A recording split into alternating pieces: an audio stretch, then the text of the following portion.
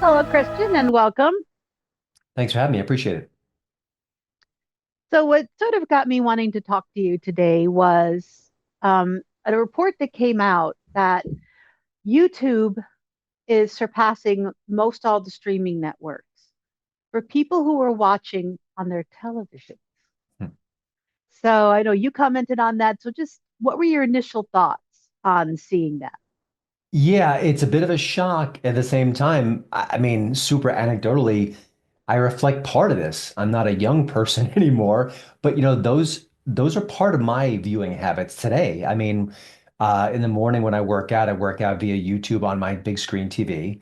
And then later in the day, often when I need entertainment, I'm either on my phone or on my iPad looking at YouTube. I mean, there's so much content, and for a pretty nominal fee, you can get rid of the ads. And it's a wealth of stories and podcasts and old information and new information at your fingertips. And if that's reaching me, I mean, just imagine a 15 or a 20 something person who was weaned essentially on this kind of technology. None of this is surprising. It should scare Hollywood for sure, and they're gonna have to make some pretty significant adjustments. But yeah, it did ring true. And also, I have two teenage boys, and they're much more likely to be watching YouTube or something like that as opposed to watching movies. It just is. I mean, again, super anecdotal, but some of the numbers are bearing this out. I always said I would watch more YouTube if I could connect it easily to my television. Mhm. So first I had a Chromecast Mhm. that allowed me to send stuff easily from my laptop up to my TV. And now I run all of my stuff off of a Roku device. Mhm. And that's my literally my first stop every morning, YouTube. Yeah. I want to see, what the algorithm is feeding me from my subscriptions, Mhm. a lot of new shows. I can't be bothered to watch the whole thing, but they'll give me the best bits on YouTube and podcasts. So, what does this mean for traditional broadcasting? Because there is a lot of, iffy quality stuff on YouTube, and there's a ton Mhm. of really high quality stuff, including British documentaries, American documentaries. I Mhm. watched a National Geographic documentary on the tsunami in Indonesia, like last night. And it's like, this is everything I want, and it's a lot easier to find it than hopping around streaming services. So what do you think this means for traditional, not just traditional broadcasters, but the streamers who are now sort of feeling their oats, but you're never the most recent thing. There's always something new. Yeah, two quick thoughts. One is figuring out new ways to monetize when their content does pop up on a streaming YouTube channel. Saturday Night Live, ratings wise, it sort of fluctuates, and certainly they get enough audience to keep the lights on. But sometimes those clips that they have go viral, or they get a lot of attention on Mhm. YouTube. So I don't know. I mean, obviously YouTube has an ad generating network there where they can get some cash that way, but maybe there's other ways to kind of monetize those situations, perhaps. But I think much more importantly is that, and this is a problem I think goes through the heart of Hollywood, you've got to find ways to cut costs. You've got to Mhm. make these same shows for less. I use this example often. I'm a big fan of Sam the Cooking Guy. He is a TV personality who has his own cooking channel. His kids are grown, and they work as his crew, his photographers. It's a very lean, mean machine. I can't imagine it costs a heck of a lot to make that show, but he has millions of views and I think millions of subscribers. And, I'd rather watch him than anything on the Food Network or competing brands. He's proven that he's fun, he's affable, he knows what he's doing, he's earned my trust as an amateur chef. And it's just one little example of how content creators can make so much content without really breaking the bank. Tim Dillon said this recently, the very funny and kind of ribald comedian was talking about, I put my podcast on YouTube and I make a lot of money and it gets a lot of views. And it's just him in front of a green screen. There's nothing special going on there. And he's competing against like a CNN with this studio, and they've got producers and a Mhm. cast and all these people. Hollywood has to find ways to reduce costs. And that may veer into the AI category, which I don't really feel qualified to fully discuss. It still feels so new to me, but Oh, that's we're the all bottom trying to line. figure that one out. Yeah, yeah. And listen, I understand Hollywood's reticence with that, and Justine Bateman is fighting that good fight. but there's got to be other ways where you can kind of just reduce costs. They've got to figure out that way. That's why late night TV doesn't seem like it's sustainable because it's just so expensive now. Again, I would rather watch Tim Dillon, who is funnier than late night TV, more honest than late night TV, and at a price point which is absurdly lower. And the received wisdom was for a while that people only want short form content Mhm. on YouTube. No, no, because you can sit there and listen to Joe Rogan have a 3 hour conversation with somebody, Mhm. or Pints with Aquinas have a 3 hour conversation with somebody. And you don't have to watch every minute of it. You can also listen to it. Mhm. And it just fits into a multitasking lifestyle.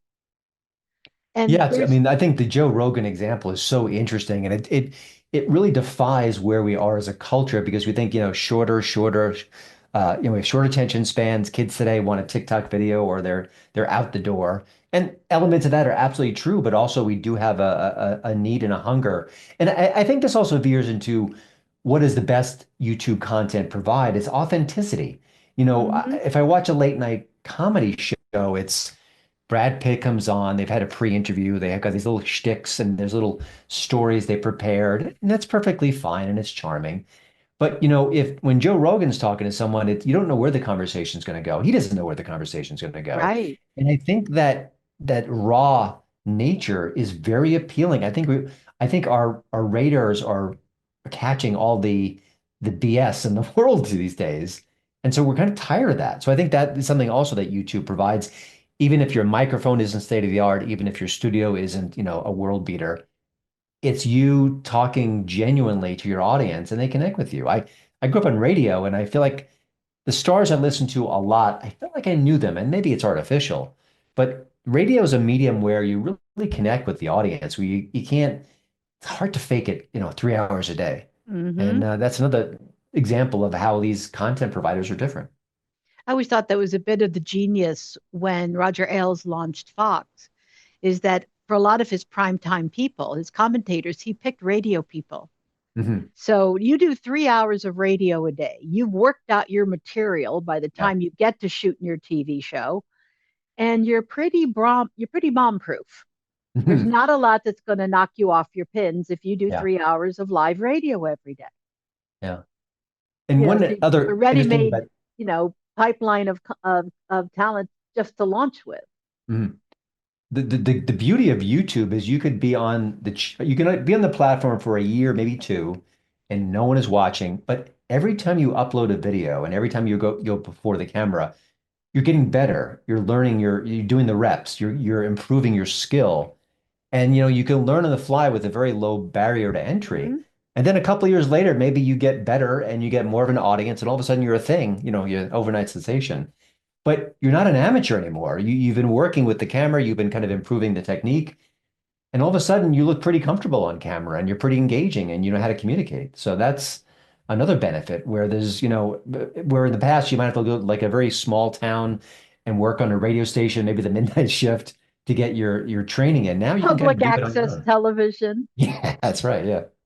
back in the day. Well, now public access television is available to the world. Mhm. I got like during the lockdown, I got hooked on a channel that comes out of the Netherlands. It was just a woman filming the everyday life at a Frisian horse farm. Mhm. And it was a lot of outdoors and grass and horses. And I'm stuck in an apartment in LA. And Mhm. I want to watch the horses running around. And there was all kinds of drama and happened to personal drama and it became a thing. But I just started off like, oh, I get to look at horses running around a Mhm. field all day, but I'm stuck at home. Yeah, I mean, you mentioned the pandemic. I do think that had a profound effect on our culture in many Oh, for ways, sure. some of which we don't even realize yet, but selfishly, when I was stuck at home, I started cooking and watching Sam the Cooking Guy.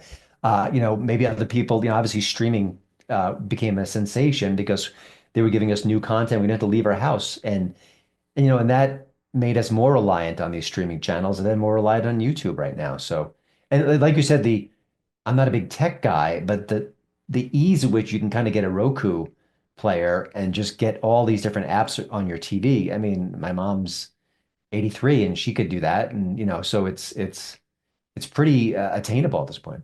Yeah, I think if I take a look at some of the articles I brought up, This one was saying, let me see, that a lot of the people driving the rise are people 50 and older. Mhm. So it ain't just the kids. And also you can get a lot of classic documentary content and other things. And after a while, once you've exhausted all the cool new stuff on whatever streaming channels you have, you're like, what am I going to watch now? Mhm. I sit there and I watch the guys who review movies who are the funniest and the Mhm. sharpest. I don't necessarily even want to see the movie. I just want to hear what they say. I spent years ago, I was talking to one of the hosts of This Old House, and I asked him about the rise of all the home improvement shows on HGTV. He said there's a huge difference between our show and their shows. Mhm. He said their shows are personality based. You're going to watch so and so and so and so redo a house, and you're tuning in to see them and to see how they do it. He said our show is process based. Mhm. You're tuning in to see the process. I think that a lot of the YouTube shows have keyed into the personality based model. Even if I don't want to see the movie, I want to hear what Disparu, I don't even know his real name, the Yeah. English guy. I want to know what he has to say about it because it's going to be super funny. I grew up on Siskel and Ebert, and now Mhm. today, I don't know if you've seen the Critical Drinker, but he's Yes, a wildly popular personality. that's all. Go away, no. Yeah, that's right. And Go away, no. he's engaging, he's funny. Pardon my bad Scottish accent. That was better than I could do. He's thoughtful. He actually Yeah. knows what he's talking about. And just give an Hmm. example what's going on with this realm. I believe he's got a new project coming. I don't know if it's a movie or a TV show. They're making short films. They're Yeah. crowdfunding some short films. And he reached out, I think maybe via crowdfunding or something, and I think the Hmm. initial response was significant. So not only are people watching him, but they like him and they want to support him. And that's another layer where it's not just like I like the Critical Drinker and his videos, but I'm going to write a little check or go to Venmo, whatever, and I'm going to support his new project because I trust him. I think he's got something to say. And that's like another layer of what we're talking about You've here. And spent again, hours with this man at this yeah, point, and at some point, you just can't fake it that long yeah. and that consistently. You're going to start to get a sense of who the person is. Mhm. And Like again, I think, he's not just a raging guy who's angry. He yeah. actually knows the structure of storytelling Hmm. and really breaks things down in a way. If I was the Disney suits, looking at the MCU and how to fix it and how to improve it, I'd hire him as a consultant and maybe just Yeah. show him some early scripts or just some early storyboards or something and saying, "What do you think?" I mean, I imagine the MCU types are deathly afraid of these YouTubers, and I understand why. They throw a lot of sharp elbows, but it's more than that. And why not? You can't beat them, join them.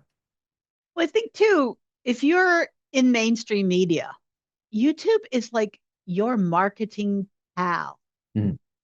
Because you got your Nielsen ratings and your whatevers, but you throw your stuff out on YouTube and you're going to see how many views and from where and from Mhm. what demographic and if they left a comment and if they left a Yeah. like and if they subscribed and all these other metrics. And you could like, hey, this is working with people. Mhm. This is not so much working. Like I watched the marketing for The Chosen when it first Mhm. came out. And they have a producer named Daryl Eves who worked on it from the beginning. And he's a YouTube guru, he's a YouTube guy. And I watched the way they used YouTube to build the audience for that show with live streams, with behind the scenes, with interviews, with all of this stuff. And I'm like, this is genius Mhm. because you get much more feedback than you're going to get on any other entertainment product you put out there if you put it on the YouTube platform. And maybe all the networks and all the streamers are already doing that. But I wonder, I remember years ago when I moved to Denver and I was working at the Denver Post as a freelancer. And Yeah. there was the online side and there was the print side. And there was such a wall between Uh, them. There was antagonistic feelings toward each other. And I guarantee that they weren't really working hand in hand. And I think it just was a cultural shift that they weren't ready for. And I get that, but you also wonder why, I mean, are they digging into the demographic information, like you said, at NBC when the Jimmy Fallon clips go online on YouTube? I hope so for their sake. I hope so as well for their sake, but I would not be shocked if they're not. I don't know. I really don't know, but it's a wealth of information. Well, I also work in social media, and sometimes, people have their own ways of measuring success. Mhm. And it's not always welcome to get a new metric in there. You don't necessarily trust it. You got a lot of reasons why it's an outlier. Mhm. But I think it's not anymore. I think because these social platforms, especially YouTube, are so ubiquitous and everyone's using them, Mhm. not just kids. Facebook is probably 45 and over Mhm. as much as it's anything else. Use it and dig into that data. And you're going to get some. I always say there's the audience you want, and then there's the one you got. Yeah. And And you it can learn may so not much be from the them. one you want, but it's the one you got. So And, what can you do to lean into that? I've been banging the drum about Hollywood and how it has to cut costs on these big blockbuster movies for months and months, and I'm just an outsider looking in. But the fact that they really haven't seemed to course correct is makes me wonder what they're up to behind the scenes. There's the new Mission Impossible is coming out in a few weeks, and those That movies is one always I will go see in the theater. I'm right, so excited. exactly. I am there.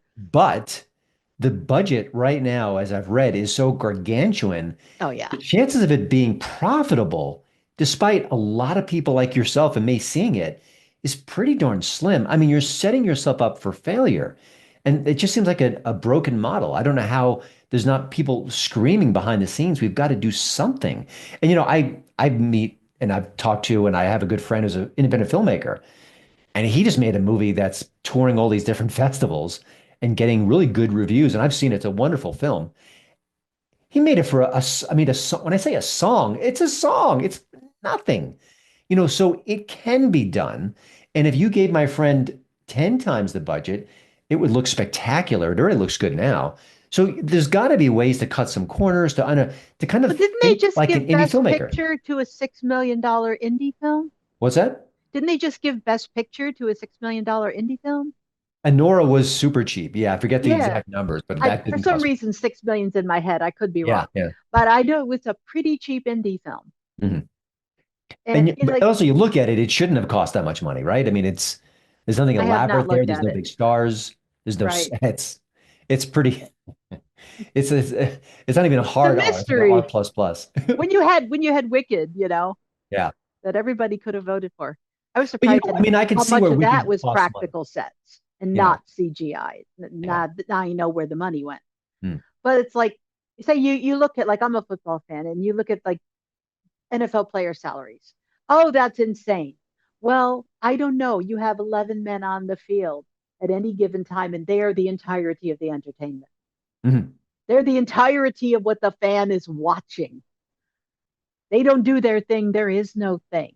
Yeah, So yeah. you can kind of see, like, okay, if this guy, I really need to do his thing, and if I need give him this chunk of my profits to do it, okay, I can understand that.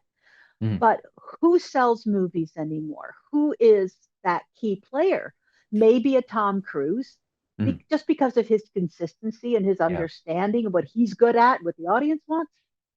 But how many of these big stars are one of the 11 guys on the field that absolutely, if they don't do their thing, the entire thing falls apart? I don't know how many of those there are. So you're going to give him, $20 million to do a film. Mhm. Is he worth 20 million, whatever percentage that is of the success of the film, or could you have gotten somebody for a bit less Mhm. and done just as well? I I mean, if think you're making a movie based on an IP, Minecraft is doing very well, and God bless Jack Minecraft is Black. crushing.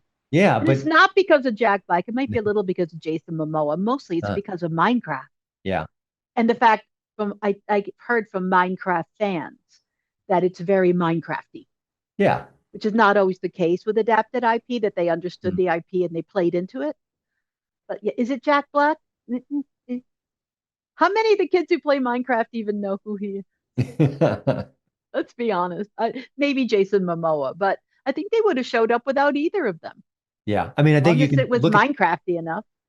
there are big stars who have all had bombs. Like a Tom Hanks has had several Hmm. bombs in recent years. Tom Cruise failed with The Mummy, but he's more of a hit machine than anything else. He's a Yeah, really he's exception. figured it out for himself, what Yeah, works best for him. yeah. But there's almost no one who's a guarantee. Even Will Smith has had some disappointments, Hmm. before the slap. Um, yeah, I mean, that's one of the reasons why horror is such a profitable genre because it's not star driven, it's Hmm. not budget driven. It's just low budget thrills, chills. You have a good hook or a premise, you're good to go. I didn't love the movie Smile and its sequel, but that's a gimmick. It's a twist that got people's Hmm. attention, and they were off to the races, at least economically. What I hear a lot in social, and I think it bleeds over into entertainment, is about authenticity. Mhm. Because we get to spend time with these content creators and you get to know them, you trust them. I want to see the next thing that so and so does. And they tell you that on Amazon or in Mhm. marketing, people go right to the reviews. Or they talk to their friends and family. They want to hear what people say. They want to know this is they can trust it. Mhm. And I think that Hollywood has broken our trust. You don't immediately say, "Oh, Disney made this movie, Warner Brothers made this movie, or whoever made this movie. Therefore, maybe Pixar still has our trust, perhaps." Mhm. But very few studios are like a given anymore. You're like, well, I'll wait and see. And if it's any good. And even the IP you can't trust. What someone I forget who said this, but I felt it was kind of a chilling thing to say. He said, as someone who's creating stories or movies or TVs, whatever, when I make something now, I'm not just competing against the other shows in my time slot. I'm competing against everything that's ever been made because the bulk of everything that's ever been made Yeah. is right there in our Roku remote. I Yep. mean, that is chilling. So we need that sort of filter, whether it's a trusted friend, a film critic, a Mm-hmm. YouTuber like Critical Drinker. We need someone to kind of winnow the choices down so we don't waste our time. And if you're buying something on Amazon, that means you look at the reviews and check out the ratings. So Mm-hmm. Go yeah, it's down even more and important. see how many times it's been returned and Yeah, why. yeah, Oh, I yeah. love that. Hmm. But if someone says to me, Tom Cruise action movie, yes. Yeah. But I'd be hard pressed to think of too many more. And I said Robert Downey is going to be in a Marvel movie. Mhm. Did I show up for Captain America? No. Did I show up for the second Black Panther? No. Mhm. Would I'm going to show up for the one that's come Thunderbolt, I think it's called? Probably not. Yeah. But one with Robert Downey Jr.? Yeah, I'll be there for that Yeah. because I've consistently liked Mhm. what he's done. So for that, I'll show up. But there aren't too many people that Yeah. I like. I used to say about Brad Pitt that I like his taste in movies. The movies he picks to do, Mhm. I have found interesting. Yeah. Yeah. I agree. And so if Brad Pitt is in a movie, it's not just like, oh my God, he's so cute, whatever. Mhm. Um, I trust his taste in picking projects. I'm not necessarily the biggest Quentin Tarantino, nothing against him, but that wouldn't necessarily be a selling point for me. But Brad Pitt in a Quentin Mhm. Tarantino movie, yeah, I'm there for that because I trust his taste. And Yeah. I and I think that social media has almost trained us to look more to individuals and peer reviews and things than the sort of star Mhm. worship we might have done in the past. I think being a movie star today is incredibly hard. And the Brad Pitt example is fascinating because I remember back in the late 80s, Arnold Schwarzenegger was the biggest star on the planet. He could, he Mm-hmm. couldn't speak that well and he wasn't a great actor. But he also aligned himself with the best directors, Mm-hmm. found really blockbuster projects, and had a great run of hits. And he knew And I, what suited him and what he was yeah, best at. yeah. And even when he stretched with twins, he was able to do that. But also, he teamed with Ivan Reitman, who was a Mm-hmm. terrific comedy director. So if he had gone with someone a lesser talent, he might have just bombed and abandoned comedy altogether. So that's part of it. But yeah, this whole new structure where, word of mouth, digital or otherwise, it's always going to be big. It's even bigger now. Like there was a something came up about, with Snow White that people were blaming Rachel Ziegler. Mhm. And I'm like, mm, if the movie had been amazing, and if all the reviews said it was Mhm. amazing, and if all the word of mouth said it was amazing, it wouldn't have dropped 66% in its Yeah, second yeah. weekend. That is not Rachel Ziegler. Maybe she depressed the box office a bit at the Mhm. beginning, but nope, it's the movie. It's the movie. Yeah, and that trailer was uninspiring. The word of mouth was uninspiring. The behind the The scenes reviews were chaos. savage. Uh-huh. Some of them were savage. Yeah. I'm actually one of the people who didn't mind Snow White. And I got yelled at for that, but I thought it was passable. And I don't even know if it was maybe my expectations had been down below the Earth's crust, and that's why I kind of found it mildly appealing, but be that as it may. Like, and they think about people say, oh, people could watch it at home, so they don't go to the theater. And I'm thinking, I've had weeks now. I could have streamed Gladiator 2, Mhm. and I haven't. Mhm. I could have streamed Nora. I could have streamed Amelia Perez. Mhm. I went to see Wicked at a screening. I could have streamed it again. Haven't. Yeah. Um, no, that's not the only factor. Yeah. Watching at home. And the media keeps saying, well, it's COVID, it's this, it's that, It's it's it's this. the movie stupid. Yeah. And It's then the Minecraft movie comes out stu- and it's everyone the goes to see it. no, it's the story stupid. Yeah. That's you can throw all of the special effects. You can have your big star. You can have anything you want. If it Just speaking for myself, if it's not a topic I'm interested in, if it's Mhm. not a story that interests me, I don't care about any of the rest of it. Yeah. And First, it has to interest me, and then we'll talk about the rest of yeah. Something I've been mentioning recently is that why hasn't Hollywood copied Top Gun Maverick? I mean, it was a massive hit. It's like, but 3 years ago now, I think. You think that they would see that incredible success and it. say, we're going to clone it. You think, no, you know, hmm, somebody was saying that I saw something online, it was an article, and it's like the original stories are bombing at the box office. I'm like, you have to do original stories that people want to see. Mhm. Perhaps you've forgotten how to do that. Yeah. Perhaps you're not willing because it's not your personal taste. I think Hollywood has been indulging its personal taste for 2 or 3 decades now. Mhm. And let's be honest, Hollywood people are not generally mainstream sorts of people. That's why they're in Hollywood. Yeah. And at a certain price point, under certain circumstances, you can have a perfectly good career making stuff that only makes you happy. Mhm. But when you're getting up to blockbuster level, you got to make something that millions of people who are nothing like you. Mhm. And I just think Maverick was made by people who love that genre, wanted to make that movie, knew who they were making it for, and were willing to do it. Yeah. I don't think all of those things align all the time anymore. I suspect you get a lot of the emails I get from independent film, PR companies pitching their product, and I, I I look at it, so, shh, nope, I mean, but they don't. too often. They're often very almost micro niche, where it's a Hmm. very specific audience, and there's nothing wrong with that. But you're basically saying this is not a human story that everyone can relate to. It's a story that Yeah, maybe this specific audience, and so you've kind of cut down so much potential. I think that people can make whatever you want, Yeah. and under certain economic circumstances, you're going to do just fine. Mhm. Success is relative. What makes a movie or a TV show successful is relative to your expectations, your needs, your budget, whatever. Make whatever you like. But when you're spending $250 million on a Mhm. movie, you can't afford to be niche. Yeah. You can't afford to drive away big chunks of your audience. I will say And this it's month has an fine. an interesting case study in original stories and box office and budget because Sinners comes out on April 18th. Isn't that a vampire movie? I've It's been a reading about. vampire movie, but it's Yeah, much more than that. But it's an original really. story with a big time actor. The budget's, I think, 100 million, so it's going to have to make up some cash, but it's really good. And Hmm. so if that doesn't draw a crowd, I think there'll be a lot of hand wringing in Hollywood thinking, okay, it's original, it's a genre film, it's got a great actor in it, and it's good. It's a high quality production, and still people didn't come to see it in mass enough to make up the budget. So that'll be interesting to watch that unfold, and maybe it'll do modestly at first, then have legs. We'll have to wait and see. Speaking of YouTube, I just watched a two-part documentary about the making of Lawrence of Arabia, Uh-huh. which is right up there as one of my favorite movies. And it got me thinking about it's such an immersive experience to watch Lawrence of Arabia, even on a television. Hmm. I don't get that from a lot of movies anymore. No, no, no.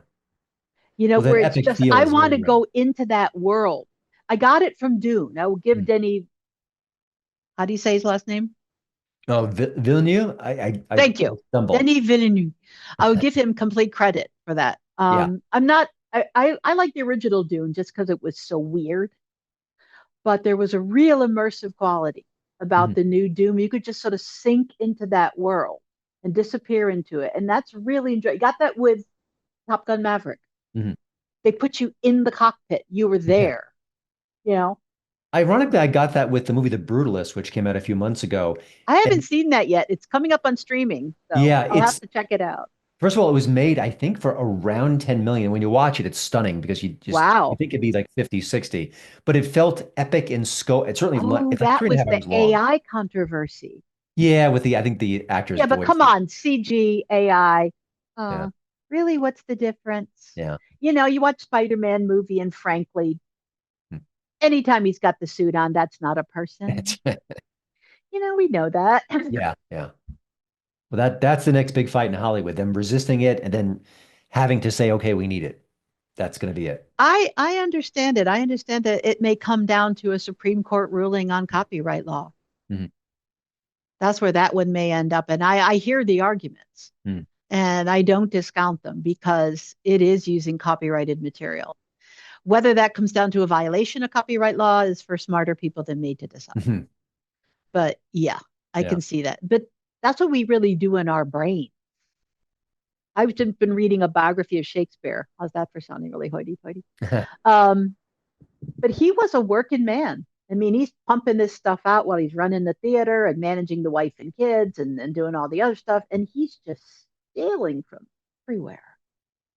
And then synthesizing it and putting it through his own personal filter and his own talent and popping something out the other end. The thing is like doing it in our brain and doing it in a computer kind of I mean, I think that we'll points to see the how that real works out. people who have lived real, authentic, full lives. They may end up being better storytellers because they've lived this human experience. And that's in our digital age, that might be harder to come by. Well, haven't we come through several decades of the film school, fellas? Yeah. That their entire life has been watching other people's movies and then Yeah. making a movie and then watching someone's movie, Yeah. rather than a guy who really like went to war Mhm. or worked in a factory or Mhm. something. I That's don't where a lot of know. jokes are meta references to old comedies, right? Like somebody said when the Untouchables came out. Well, yes, that bit in the train station was a takeoff on the Odessa step sequence from the battleship Potemkin. Hmm. I'm like, yeah, so Hmm. what is that? Hmm. Like it was a knot on it. And Yeah. I'm like, yeah, I don't think that's an issue for most people. Hmm. So since this is going to be posted on YouTube, what is your takeaway from the immediate things that studios and networks and streamers should be concerned about the fact that you, me, a lot of people are spending our I spent my entire prime time TV Hmm. watching last night on YouTube. What Yeah, I mean, what I what think, should be the top of their list of concerns? well, I guess you could say, like, I think I may have mentioned this before, if you can't beat them, join them. Think, study the top channels and find out what they're doing right. Like a Mr. Beast who seems like he can just conquer YouTube with a snap of his fingers like Thanos. But we touched on the demographic issue and sort of dialing Hmm. down and finding what people are responding to. And then also maybe even talk to the people who are killing it on YouTube and get their thoughts, their advice, their wisdom. I just you can't beat it through conventional methods. We're changing culture, and our habits are changing at rapid speed. That's the thing that Hmm. really, I was a rabid radio listener, and now I'm a podcast listener. I used to have the newspaper in my hand at all times. Now I'd run away from a newsprint. I want to just read it on I my haven't had phone. a newspaper subscription since the 1990s. Yeah, I mean, I so am part of the problem. I admit it. no, Well, it's like you're reacting to technology we're and the world and the culture. we're walking, we're in our cars. Yeah. We used to listen to the radio. We were fed content from the radio, and even Mhm. Sirius XM. Still, you're being fed content. Podcast is radio on demand. Yeah. I am an audiobook addict. My Shakespeare book is an audiobook. I went through like Winston Churchill's The History of the English Speaking People. An audiobook. I don't think I would have ever sat down and read it. But driving in the car, you Yeah. can't take choice away from people Mhm. and you can't judge the behavior. I say this about a lot of things. You can't judge people's behavior in the present by what they did in the past Mm. when they had fewer options. They Yeah, may have done X because they couldn't do Y. Now they can do Y. mm, So all the numbers you had for X are meaningless mm. because now they have X and Y. Yeah, and I think Hollywood is very obviously politically left of center, but I think Hollywood can be very conservative in its thinking and very Mm. staid. And I think that's a death knell considering how Well, much you're run change. by they're run by fear, Yeah, and the fact that every executive your job is on the line according to how that thing performs on its opening weekend. yeah. It's hard to be brave Hmm. when, as William Goldman so rightly said, nobody knows anything. Yeah. So I find the change makers, find the people who have the vision, and then maybe go from there. I don't envy Hollywood.